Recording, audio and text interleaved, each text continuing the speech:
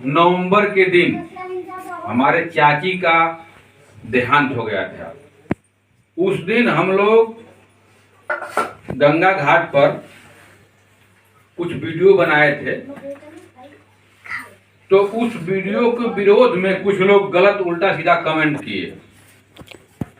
तो मैं उन लोगों से जो गलत शब्दों का जो प्रयोग किए, मैं उनसे कहना चाहता हूं कि आप जो बोले कि हमारे बाप दादा की परंपरा चली आ रही है, तो हम लोग अपने बाप दादा से चालाक हो गए हैं। आने वो वीडियो में ये बोले थे कि तुम लोग अपने बाप दादा से चालाक हो गए हो, तो मैं उससे ये कहना चाहता हूँ कि बिल्कुल चालाक हो गए हैं।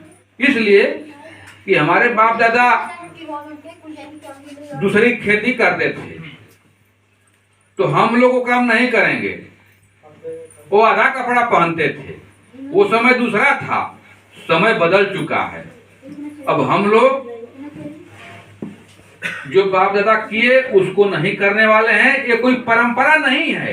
एक पीढ़ी की भूल दूसरे पीढ़ी की परंपरा बन जाती है। मैं उदाहरण के तौर पर बताना चाहता हूं कि एक पति पत्नी थे और दोनों आंख के अंधा थे।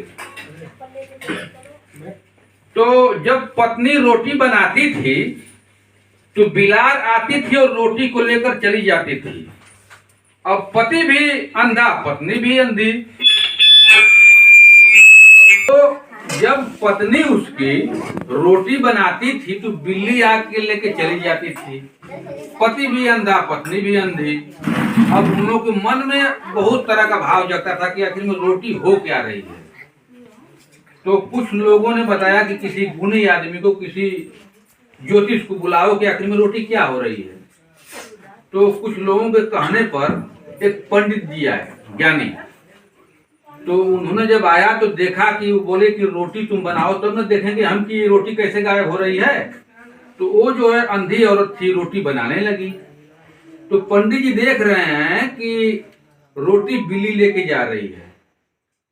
वो तो अंधी थी, देख नहीं पाती थी। तो पंडित जी डायरेक्ट नहीं बताए कि तुम्हारी रोटी बिल्ली लेके जा रही है।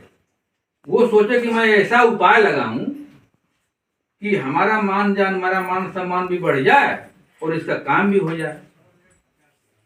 तो पंडित जी कहे कि मैं एक उपाय बता देता हूं कि जिससे आज के बाद रोटी गायब नहीं होगी। तो पंडित जी बताया कि उसके पति को कहे कि जब आपकी पत्नी रोटी बनाती हैं तो आप दुआरी पर बैठ करके वो डंडा लेकर के पीटते रहिए, खटखट खटखट, तब आपकी रोटी गायब नहीं होगी। वो डायरेक्ट नहीं बता रहे हैं कि डंडा पीटोगे तो बिल्ली नहीं आएगी, अने उसको तोपी हुई बात बता रहे हैं, असमंजस में उनको रख करके कि आप डंडा पीटेंगे तो रोटी आपकी गायब नहीं होगी।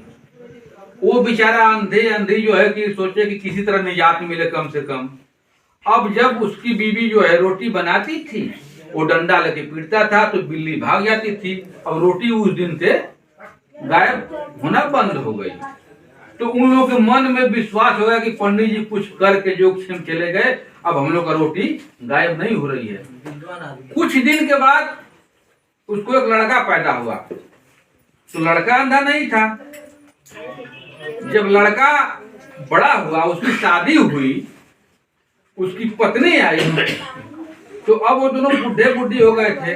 खाना पत्नी बनाएगी।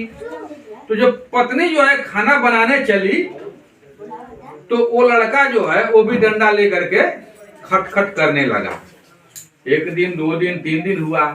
पत्नी पढ़ी लिखी समझदार थी, बोली कि ये मैं जब खाना बनाती हूँ तो अब क्यों डंडा पीटते हो। तो वो बोला कि अरे पागल, ये हमारे घर की परंपरा है। हमारी माँ जब रोटी बनाती थी तो हमारे पिताजी डंडा लेके पीटते थे, तो हमारे घर की परंपरा है, तो मैं भी वही परंपरा को निभा रहा हूँ। तो वो समझदार थी।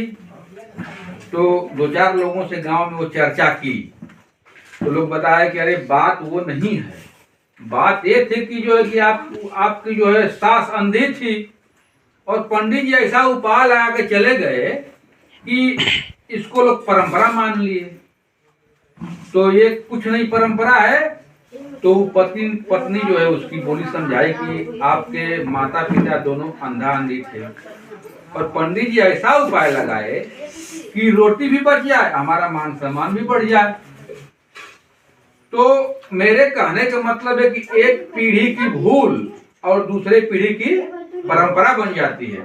आप लोग खुद विचार करिए कि हम माता पिता को, चाहे हमारे परिवार का कोई भी सदस्य हो, हम जिंदा भर उसको डांटते हैं, उसको सताते हैं, और मरने पर हम उसको पानी पिलाएंगे, क्या वो पानी पिएगा?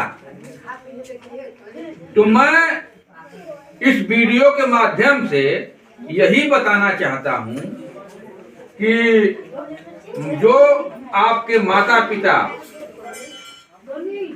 जितनी सेवा करना हो अपने माता पिता का सेवा जिंदा कर लीजिए, जो खाते हैं वो खिलाइए, जो पहनते हैं वो पहनाइए, लेकिन मरने के बाद मेरे हिसाब से जो एक तेरही होती है, जो घंट टंट जो होता है, ये अब बाबू मुझे है तो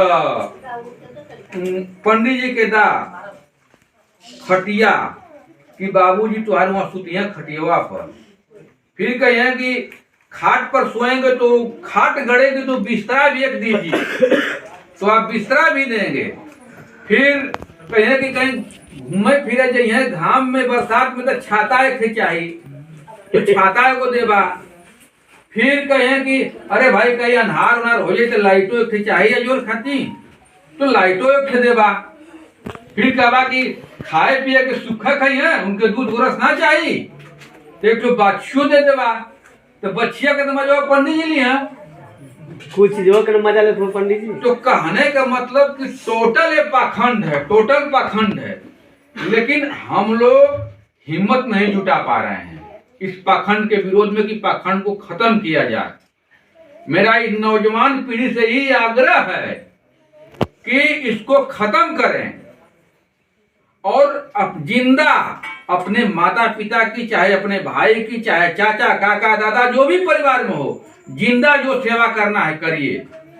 मरने के बाद हम तो कुछ नहीं करेंगे। ये तो हमारी चाची थी, ये तो गंगा जी के तीरे भी लेकर चले गए। लेकिन मैं इस वीडियो के माध्यम से चैलेंज करता हूं कि जिस दिन हमारे पिताजी माताजी का देहांत होगा, हम अपने खेत में ले जा करके वहीं पर चीता लगाएंगे और वहीं पर फूंक करके और खेत में मट्टी को जो है राखी पूरा मिला देंगे। कुछ नहीं, ये हमारी चाची थी, ये लोग, मैं इनको नहीं कुछ कहा, लेकिन इन लोगों की हिम्मत की मैं दाद देता हूं कि इतना बड़ा ये लोग कदम उठाए, बाद में मैं सपोर्ट किया। मैं इनको अपने से कुछ नहीं किया, जब इन्होंने इस पर राजी हुए तब मैं सपोर्ट किया। और हम लोग ऐतिहासिक काम किए अपने क्षेत्र जवार में। इससे भी लोगों को सीखना चाहिए, नकल करना चाहिए। और कुछ लोग सवाल किए, उस वीडियो में कमेंट किए कि तब शादी विवाह भी में खर्चा नहीं करना चाहिए। तो उसका जवाब में मैं यही कहूंगा कि शादी विवाह में बहुत टाइम मिलती है, आदमी उसका व्यवस्था बनाता है, लेकिन एक जो है मृत्यु भोज ऐसा है कि 13 दिन का सिर्फ मौका दिया जाता है कि 13 आपको करना है। चाहे आप गरीब हो अमीर हो, कोई वो नहीं है, अमीर हो तो कोई बात नहीं है, लेकिन गरीब आदमी उसमें मर जाता है, अब वो कर्जे में लग जाता है वो। तो इसमें गरीबों की बहुत बड़ी भलाई है। और एक बेवकूफ था जो है, पता नहीं कहाँ का बेवकूफ है, दाढ़ी वोड़ी लेके कुछ उल्टा सीधा बोल रहा था कि परंपरा, अपने बाप दादा की परंपरा को खत्म करे, हमारी संस्कृति है। हमारी ऐसी कोई संस्कृति नहीं है कि मृत्यु भोज का हम जाके भोज करें। बड़े बड़े संतों ने इसका विरोध किया है। विवेकानंद, आज तक विश्व गुरु की उपाधि सिर्फ विवेकानंद को मिली, उन्होंने इसका विरोध किया था। कबीर साहब ने विरोध किया, बुल्ला पर जी विरोध किए, पलटू विरोध किए इसका, ओशो ने विरोध किया, रविदास जी ने विरोध किया मृत्यु भोज का। तो हमें किसी की बातों में नहीं आना है, और जब हम खुद मजबूत होकर हम किसी की बात नहीं सुनेंगे तो हमारा कोई कुछ नहीं करेगा। और देवरिया कांड से, जो देवरिया में कांड हुआ था, उससे भी लोग नहीं समझ पाएंगे। तो ओम प्रकाश राजभर सही कहा कि यादवों की बुद्धि 12 बजे खुलती है, उसे भी लोगों को सीखना चाहिए। तो इसी के साथ मैं अपने वाणी को विराम देता हूं और मैं नौजवान लोगों से आग्रह करूंगा कि इससे उस पर अमल करें।